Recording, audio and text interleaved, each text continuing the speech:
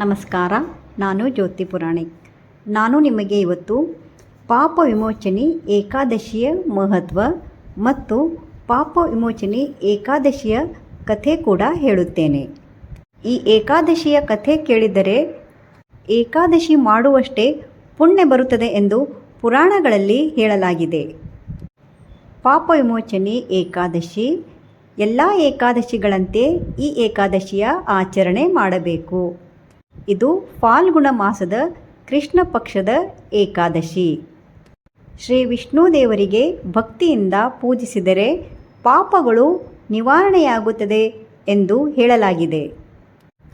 ಈ ದಿನ ಉಪವಾಸ ಮಾಡಿ ಶ್ರೀ ವಿಷ್ಣು ದೇವರನ್ನು ಭಕ್ತಿಯಿಂದ ಆರಾಧಿಸಿದರೆ ಹಿಂದಿನ ಜನ್ಮದ ಮತ್ತು ಇಹಲೋಕದ ಪಾಪಗಳು ನಿವಾರಣೆಯಾಗುತ್ತದೆ ಎಂದು ಪುರಾಣಗಳು ಹೇಳುತ್ತವೆ. ಆಧ್ಯಾತ್ಮಿಕ ಶುದ್ಧಿ, ಮನಸ್ಸು ಮತ್ತು ಆತ್ಮಶುದ್ಧಿಯಾಗಲು ಈ ಏಕಾದಶಿ ಉಪವಾಸ ಬಹಳ ಉಪಕಾರಿಯಾಗಿದೆ. ಮೋಕ್ಷ ಪ್ರಾಪ್ತಿ, ಭಕ್ತಿಯಿಂದ ವ್ರತವನ್ನು ಆಚರಿಸಿದವರಿಗೆ ದೇವರ ಕೃಪೆ ದೊರೆತು ಮೋಕ್ಷದ ಮಾರ್ಗ ಸಿಗುತ್ತದೆ. ಈಗ ಪಾಪ ವಿಮೋಚನೆ ಏಕಾದಶಿಯ ಕಥೆ ಕೇಳೋಣ. ಪಾಂಡವರು ವನವಾಸದಲ್ಲಿದ್ದಾಗ ಶ್ರೀಕೃಷ್ಣನು ಬಂದು ಅವರಿಗೆ ಈ ಏಕಾದಶಿಯ ಮಹತ್ವ ಹೇಳುತ್ತಾನೆ ಹಾಗೂ ಈ ಏಕಾದಶಿಯ ಕಥೆ ಕೂಡ ಹೇಳುತ್ತಾನೆ. ಪೌರಾಣಿಕ ಕಾಲದಲ್ಲಿ ಹಿಮಾಲಯದ ಸಮೀಪದ ಅರಣ್ಯದಲ್ಲಿ ಮೇಧಾವಿ ಮುನಿ ಎಂಬ ಮಹಾನ್ ತಪಸ್ವಿ ವಾಸಿಸುತ್ತಿದ್ದರು. ಅವರು ಬಹಳ ಶಕ್ತಿಶಾಲಿ ಋಷಿಗಳಾಗಿದ್ದರು. ತಮ್ಮ ಜೀವನವನ್ನು ಸಂಪೂರ್ಣವಾಗಿ ತಪಸ್ಸು ಮತ್ತು ಧ್ಯಾನಕ್ಕೆ ಅರ್ಪಿಸಿದ್ದರು.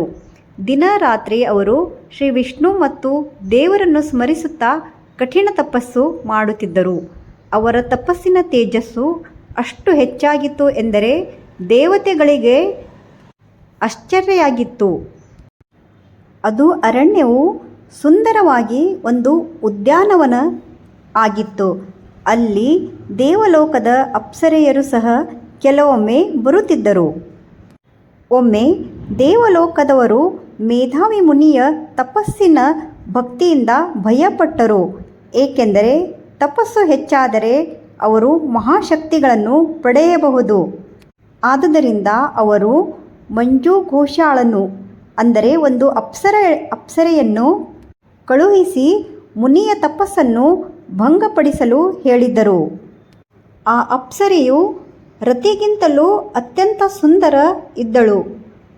ಅವಳ ಮಾತುಗಳು ಮಂಜುಳ ಭಾಷಿಣಿ, ನವಿಲು ನಾಚುವಂಥ ಅವಳ ನೃತ್ಯ.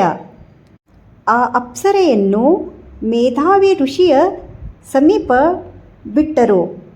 ಆ ಮೇಧಾವಿಯ ತಪಸ್ಸನ್ನು ಕೆಡಿಸಬೇಕೆಂದು ಆ ಅಪ್ಸರೆಯನ್ನು ಅಲ್ಲಿ ಕಳಿಸಿದ್ದರು.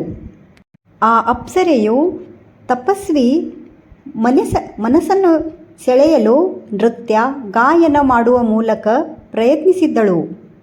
ಅಷ್ಟೇ ಅಲ್ಲದೆ ಕಾಮದೇವ ಅಪ್ಸರ ಸ್ತ್ರೀಯ ಕಾಮನ ಬಿಲ್ಲಿನಂತಹ ಹುಬ್ಬಿನಲ್ಲಿ ಸೇರಿಕೊಂಡು ಅವಳ ಕಣ್ಣ ನೋಟ ಬಾಣದಿಂದ ಮೇಧಾವಿಯನ್ನು ಸೆಳೆಯಲು ಅನುಕೂಲ ಮಾಡಿಕೊಟ್ಟನು.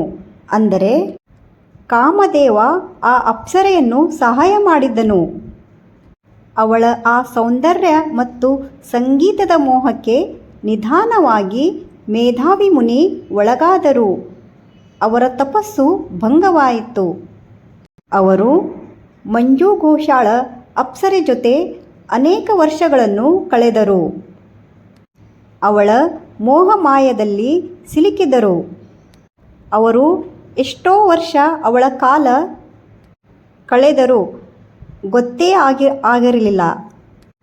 ಪುರಾಣದಲ್ಲಿ ಹೇಳುವ ಪ್ರಕಾರ ಮುನಿಗೆ ಅದು ಕೆಲವೇ ಕ್ಷಣಗಳಂತೆ ಅನಿಸಿತ್ತು.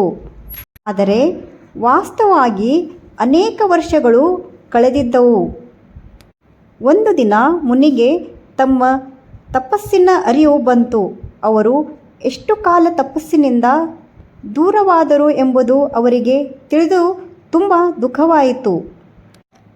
ಅವರಿಗೆ ಎಲ್ಲವೂ ಅರಿವಾಯಿತು. ಅವರು ಕ್ರೋಧದಿಂದ ಮಂಜು ಘೋಷಳಿಗೆ ಅಪ್ಸರೆಗೆ ಶಾಪ ಕೊಟ್ಟರು. ನೀನು ನನ್ನ ತಪಸ್ಸನ್ನು ಭಂಗಪಡಿಸಿದ್ದಿ, ಆದುದರಿಂದ ನೀನು ಪಿಶಾಚಿಯಾಗಿ ಬಿಡು ಎಂದು ಶಾಪಿಸಿದರು. ಮಂಜುಘೋಷ ಭಯಗೊಂಡು ಮುನಿಯ ಪಾದಗಳಿಗೆ ಬಿದ್ದು ಕ್ಷಮೆ ಕೇಳಿದಳು. ಮುನಿಗಳೇ, ನಾನು ದೇವಲೋಕದ ಆದೇಶದಿಂದ ಇದನ್ನು ಮಾಡಿದ್ದೆ, ದಯವಿಟ್ಟು ನನ್ನನ್ನು ರಕ್ಷಿಸಿ ಎಂದು ಬೇಡಿಕೊಂಡಳು. ಅವಳ ಕಣ್ಣೀರು ನೋಡಿ ಮೇಧಾವಿ ಮುನಿಯ ಹೃದಯ ಮೃದುವಾಯಿತು. ಆಗ ಅವರು ಹೇಳಿದರು, ಫಾಲ್ಗುಣ ಮಾಸದ ಕೃಷ್ಣ ಪಕ್ಷದಲ್ಲಿ ಬರುವ ಪಾಪ ವಿಮೋಚನೆ ಏಕಾದಶಿ ವ್ರತವನ್ನು ಆಚರಿಸಿದರೆ ನಿನ್ನ ಶಾಪ ಮುಕ್ತವಾಗುತ್ತದೆ ಎಂದು ಹೇಳುತ್ತಾರೆ. ಆ ಮಂಜುಘೋಷ ಅಪ್ಸರೆ ಭಕ್ತಿಯಿಂದ ಈ ಏಕಾದಶಿಯ ವ್ರತವನ್ನು ಆಚರಿಸಿದಳು. ಉಪವಾಸ ಮಾಡಿ ವಿಷ್ಣು ದೇವರನ್ನು ಪೂಜಿಸಿದಳು. ಅದರ ಫಲವಾಗಿ ಅವಳ ಪಾಪಗಳು ನಿವಾರಣೆಯಾಗಿ ಅವಳು ಮತ್ತೆ ತನ್ನ ಸ್ವರೂಪವನ್ನು ಪಡೆದಳು. ಮೇಧಾವಿ ಮುನಿಯು ಕೂಡ ತಮ್ಮ ತಪಸ್ಸಿಗೆ ಪ್ರಾಯಶ್ಚಿತ್ತವಾಗಿ ಇದೇ ಏಕಾದಶಿ ವ್ರತವನ್ನು ಆಚರಿಸಿದರು.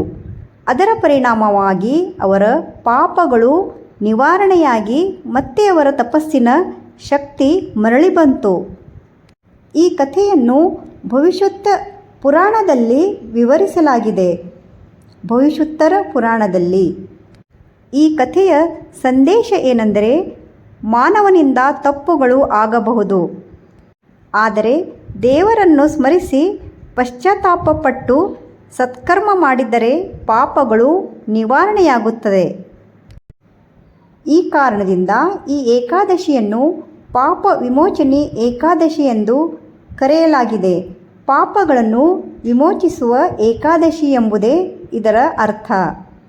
ಈ ಏಕಾದಶಿ ವ್ರತವನ್ನು ಭಕ್ತಿಯಿಂದ ಆಚರಿಸಿದವರಿಗೆ ಪಾಪ ನಿವಾರಣೆ, ಮನಃಶಾಂತಿ ಮತ್ತು ದೇವರ ಕೃಪೆ ದೊರೆಯುತ್ತದೆ ಎಂದು ಶಾಸ್ತ್ರಗಳಲ್ಲಿ ಹೇಳಲಾಗಿದೆ.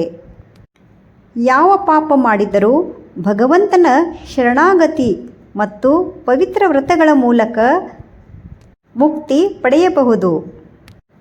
ಪಾಪ ವಿಮೋಚನೆ ಏಕಾದಶಿ ವ್ರತವನ್ನು ಭಕ್ತಿಯಿಂದ ಆಚರಿಸಿದರೆ ಪಾಪ ನಿವಾರಣೆ, ಮನಃಶಾಂತಿ ಮತ್ತು ದೇವರ ಅನುಗ್ರಹ ದೊರೆಯುತ್ತದೆ ಎಂದು ಶಾಸ್ತ್ರಗಳಲ್ಲಿ ಹೇಳಲಾಗಿದೆ. ಇದು ಪಾಪ ವಿಮೋಚನೆ ಏಕಾದಶಿಯ ಮಹತ್ವ ಮತ್ತು ಕಥೆ. ನಿಮಗೆ ನನ್ನ ವಿಡಿಯೋ ಇಷ್ಟವಾದಲ್ಲಿ ಲೈಕ್, ಶೇರ್, ಸಬ್ಸ್ಕ್ರೈಬ್ ಮಾಡಿ. ಧನ್ಯವಾದ.